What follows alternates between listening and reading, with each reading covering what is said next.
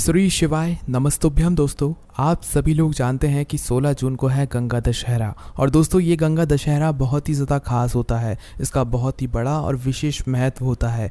आप सभी लोग जानते होंगे कि गंगा दशहरा के नाम में ही गंगा आ रही है, मतलब गंगा मैया का इसमें बहुत ही बड़ा यहाँ पर महत्व होता है। तो दोस्तों, आखिर गंगा दशहरा के दिन आप लोगों को कौन सा सबसे बड़ा उपाय करना चाहिए, और गंगा दशहरा के दिन सुबह सबसे पहले उठकर आपको क्या करना चाहिए, और किन किन बातों का ध्यान रखना चाहिए, और ऐसी क्या चीज़ आपको करना चाहिए जिस चीज़ को करने से आपके जीवन में खुशहाली आए, आपके जीवन से दुख और समस्याएं दूर आएँ और आप हमेशा सुखी रहें। साथ ही में दोस्तों, इस गंगा दशहरा का महत्व बहुत ही बड़ा होता है। साल में एक बार ऐसा दिन आता है जिस दिन आप अपने पापों से मुक्ति पा सकते हो और भी बहुत सारे फलों की प्राप्ति यहाँ पर कर सकते हो। तो सबसे पहली चीज़ दोस्तों, हम लोग जान लेते हैं कि इस बार जो गंगा दशहरा का दिन पड़ रहा है वो 16 जून के दिन पड़ रहा है। इसीलिए आप लोगों को भी गंगा दशहरा 16 जून 2024 के दिन ही यहाँ पर मनाना है। तो दोस्तों, इस दिन आपको करना क्या है, सबसे पहले तो आप लोग वो सुन लो। तो देखो, गंगा दशहरा मतलब गंगा का नाम आ रहा है, इसमें गंगा के जल का बहुत ही बड़ा और विशेष महत्व होता है। तो दोस्तों, गंगा दशहरा के दिन सबसे पहला काम आपका ये होना चाहिए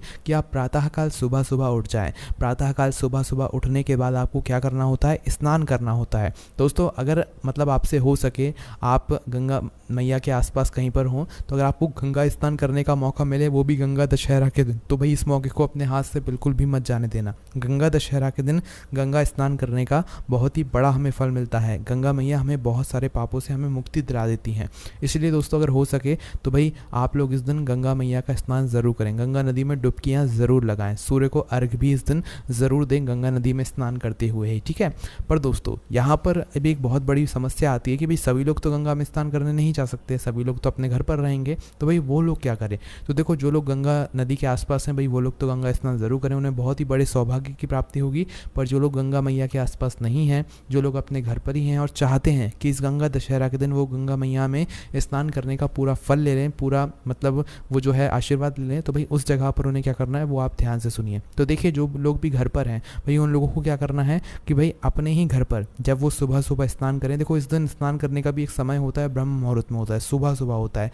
इसलिए गंगा दशहरा के दिन जितना जल्दी हो सके आप उतना जल्दी नहाने की, स्नान करने की कोशिश करना, क्योंकि इससे आपको बड़ा फल मिलता है ना। तो सबसे पहली चीज़, आप लोगों को जल्दी उठ जाना है। जल्दी उठने के बाद आपको स्नान करना है ना। अब देखो, जिस चीज़ से आप लोग स्नान करने वाले हो, मतलब जल से तो स्नान करोगे और जल के लिए आप अपनी बाल्टी भी भरोगे।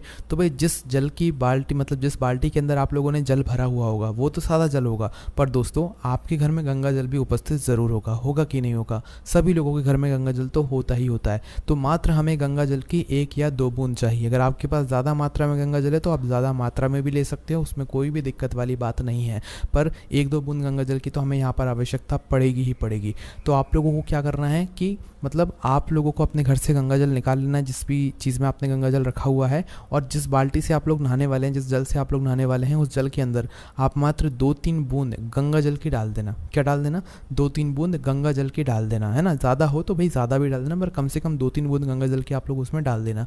क्योंकि दोस्तों, अगर गंगा जल की 1 बूंद भी किसी जल के अंदर चली जाती है, गंगा जल का कुछ भाग भी अगर किसी जल के अंदर चला जाता है, तो वो पूरा जल गंगा जल का भाग ले लेता है, मतलब स्वरूप ले लेता है वो, ठीक है। तो भाई आप जिस जल से नहाओगे उसके अंदर अगर आपने गंगा जल की कुछ बूंदें डाल दी, तो भाई वह पूरा गंगा जल का एक स्वरूप ले लेगा, वह पूरा गंगा जल ही बन जाएगा। तो भाई करना क्या है, इस जल से अब आपको स्नान करना है ना। इस जल से स्नान करना है। इस जल से स्नान करने के बाद आपको अच्छे और धुले हुए और नए वस्त्र पहन लेना है, या धुले हुए या अच्छे वस्त्र पहन लेना है, ठीक है। वस्त्र पहनने के बाद दोस्तों, जो आपका अगला काम रहेगा वो क्या रहेगा, इस दिन आप लोगों को सबसे बड़ी चीज़ भगवान शिव जी के ऊपर 1 लोटा जल चढ़ा कर आना है। देखो, गंगा मैया का जो जल है वो शिवलिंग पर चढ़ाने का एक अलग महत्व होता है, पर गंगा दशहरा के दिन गंगा मैया का जल शिवलिंग पर चढ़ाने का एक बहुत ही बड़ा महत्व होता है। तो दोस्तों, हम आपको यहाँ पर बता दें, स्नान तो आपने गंगा जल से कर लिया है। अब इसके बाद में अगर आपके पास ज़्यादा मात्रा में गंगा जल है तो 1 लोटा पूरा आप गंगा जल ले लेना। कुछ अलग से उसमें कोई सा जल मत मिलाना, मात्र गंगा जल ही पूरा का पूरा आप लोग ले लेना, अगर आपके पास है। और अगर नहीं है तो उस जगह पर क्या करोगे आप लोग कि भाई 1 लोटा तो अपना सादा जल भरोगे। जिस जल से आप, जो जल आप लोग शिवलिंग पर चढ़ाते हो, वह अपना 1 लोटा जल तो यहाँ पर लोगे ही लोगे। बस उस 1 लोटे जल के अंदर आप लोग कुछ 1-2 बूंदें गंगा जल की डाल देना। अगर आपके पास कम गंगा जल है तो भाई 1-2 बूंदें गंगा जल की डाल देना, है ना। वो पूरा गंगा जल बन जाएगा। वहीं अगर आपके पास ज़्यादा गंगा जल है तो भाई अपना वह पूरा 1 लोटा गंगा जल के जल से ही आप लोग भर लेना, ठीक है। और करना क्या है, फिर इस जल को लेकर आपको शिव जी के मंदिर पहुँचना है। क्या करना है? शिव जी के मंदिर पहुँचना है। शिव जी के मंदिर पहुँच कर आप लोगों को क्या करना है कि इस गंगा जल आपको क्या करना है, शिव जी की शिवलिंग के ऊपर आपको एक धारा से एक एक करके मतलब चढ़ाना है, एक धारा चढ़ाना है, धारा तोड़ना नहीं है, जल्दबाजी में भी नहीं चढ़ाना है, क्योंकि कई सारे लोग इस एक लोटे जल को जल्दबाजी में चढ़ा देते हैं, उनकी धारा ही नहीं बन पाती है। तो जब भी एक लोटे अपने से जल चढ़ाओ तो भाई एक धारा बनाकर चढ़ाना और धीरे धीरे करके चढ़ाना है, जल्दबाजी में कभी भी शिवलिंग के ऊपर जल मत चढ़ाना, है ना। और देखो जल तो आप रोज़ चढ़ाते हो, पर उस जल के अंदर गंगा जल की बूंदें होना आवश्यक है, या पूरा वो गंगा जल होगा तो भी अच्छी बात है, कोई भी दिक्कत वाली बात नहीं है, ठीक है। तो भाई आप लोग क्या करना है कि अपना एक लोटा जल मतलब जो गंगा जल है वो शिवलिंग पर ज़रूर चढ़ाना है। उसके बाद जो भी आपकी पूजन सामग्री है, पूजन अर्चना है, वो सारी आप लोग कर सकते हो। उसके बाद में शिवलिंग के पास में 2 मिनट बैठकर श्री शिवाय नमस्तुभ्यम की भी आप लोग यहाँ पर जाप ज़रूर कर सकते हो, है ना।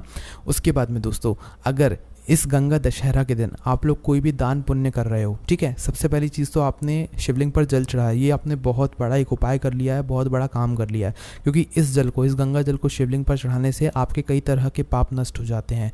आपने जो गंगा जल में कुछ बूंदें डालकर स्नान किया है, मतलब अपने जल में कुछ गंगा जल की बूंदें डालकर स्नान किया है, उस जल से स्नान करने से आपके कई तरह के पाप नष्ट हो जाते हैं। तो भाई गंगा दशहरा का बहुत ही बड़ा और विशेष महत्व होता है। तो भाई जो जल आपने शिवलिंग पर चढ़ाया, भगवान शिव जी आपकी सभी मनोकामनाओं को पूर्ण करते हैं और आपके सभी पापों को नष्ट करते हैं ना। तो भाई ये तो बात हो गई, शिवलिंग पर आपने जल चढ़ा दिया। अब दोस्तों अगर इस दिन गंगा दशहरा के दिन कोई भी व्यक्ति दान पुण्य करता है, किसी भी चीज़ का दान करता है, किसी ज़रूरतमंद व्यक्ति को उसकी जो ज़रूरत की चीज़ होती है वो उसे दे देता है और वो उसे हमेशा इस्तेमाल करता है, तो दोस्तों आप याद रखना, गंगा दशहरा के दिन किए गया आपका दान मतलब एक तरीके से कभी ख़त्म नहीं होता है, वो आपको हमेशा फल देता रहता है ना। तो भाई आपको ऐसे ज़रूरतमंद लोगों को देखना है जिनको किसी चीज़ की ज़रूरत हो, और आपको वो चीज़ गंगा दशहरा के दिन देना है। और किसी दिन दोगे तो नहीं पता कि कितना फल मिलेगा, पर गंगा दशहरा के दिन अगर आप किसी चीज़ का दान किसी ज़रूरतमंद व्यक्ति को करोगे तो आपको इतना मिलेगा कि आपने उसकी कभी कल्पना भी नहीं करी हुई होगी, क्योंकि इस दिन दान पुण्य करने का बहुत ही बड़ा और हमें विशेष फल यहाँ पर देखने के लिए मिलता है ना। तो भाई इस दिन आप लोगों को दान पुण्य ज़रूर करना चाहिए, और इस दिन आप लोगों के पापों से भी आपको नष्ट मतलब मुक्ति मिल जाती है। इसी के अलावा दोस्तों अब हम अगर बात करें शाम के समय की, तो दोस्तों यहाँ पर आपको शाम के समय एक शुद्ध देसी गाय का घी का दीपक भी यहाँ पर ज़रूर जला कर आना चाहिए, वो भी भगवान शिव जी के मंदिर में गंगा दशहरा के दिन, ठीक है। आप लोग गंगा मैया के तट पर नहीं जा सकते, गंगा मैया की आरती नहीं कर सकते, पर भगवान शिव जी के मंदिर में तो जा सकते हो ना, क्योंकि उनके तो शीर्ष पे ही गंगा मैया का स्थान है और गंगा मैया उनके शीर्ष पर ही मतलब विराजित होती हैं। तो भाई क्यों ना आप लोग शिवलिंग के पास में जाओ, शिव जी के मंदिर जाओ और वहीं पर गंगा मैया की आरती करो, आपको वही फल मिलेगा जो गंगा मैया की आरती करने का मिलता है ना। तो आप लोग क्या करना है कि भाई अपना एक दीपक तैयार करना है, जो दीपक आप लोग चाहो तो गोल बत्ती का भी कर सकते हो, चाहो तो लंबी बत्ती का भी कर सकते हो। गंगा मैया के लिए कर रहे हो मतलब पूर्ण रूप से गंगा मैया के लिए कर रहे हो तो लंबी बत्ती का आप लोग दीपक जला सकते हो, अन्यथा गोल बत्ती का भी जलाओगे कोई भी दिक्कत वाली बात नहीं है ना। तो क्या करना है, अपना एक दीपक लेना है, जो दीपक आप लोग आटे का भी ले सकते हो और मिट्टी का भी ले सकते हो, जो आपको मिल जाए वो आप लोग ले सकते हो अपनी सहूलियत के हिसाब से, है ना।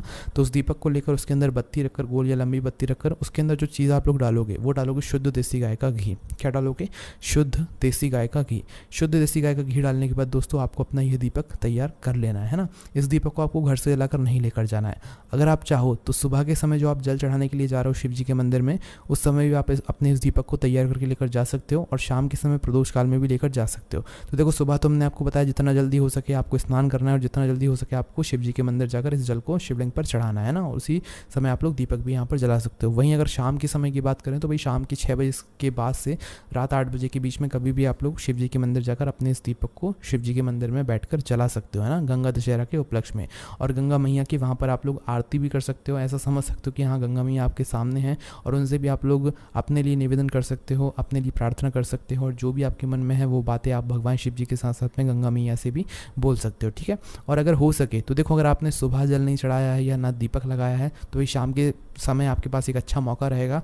शाम के समय अगर आप लोग अपना थोड़ा सा कुछ गंगा जल लेकर जाओ और गंगा जल की कुछ बूंदें अगर शिवलिंग पर छिड़क दो तो भी भाई आपको बहुत बड़े यहाँ पर फल की प्राप्ति हो जाएगी, ठीक है। तो थोड़ा सा गंगा जल लेकर शिवलिंग पर आप लोग छिड़क देना। शाम के समय की बात करें क्योंकि शाम के समय पूर्ण रूप से जल नहीं चढ़ाया जाता है, शिव जी का श्रृंगार हो चुका होता है। तो भाई शाम के समय जाओ तो कुछ बूंदे गंगा जल की जो है एक तरीके से अपनी सीते हाथ के तिली से शिवलिंग पर छिड़क देना, और अपना वह जो दीपक है वह दीपक तैयार करके लेकर जाना और शिवलिंग के आसपास में लगा देना, और भगवान से प्रार्थना कर लेना, गंगा मैया से प्रार्थना कर लेना। इस दिन किया गया दान पुण्य का फल आपको बहुत जल्दी मिलेगा, और उपाय का फल भी आपको बहुत ही जल्दी मिलेगा। बाकी आपके मन में कोई भी प्रश्न या समस्या आती है आप उनसे कमेंट करके पूछ सकते हैं। ओम नमः शिवाय, जय बोले अपर श्री शिवाय, नमस्तुभ्यम।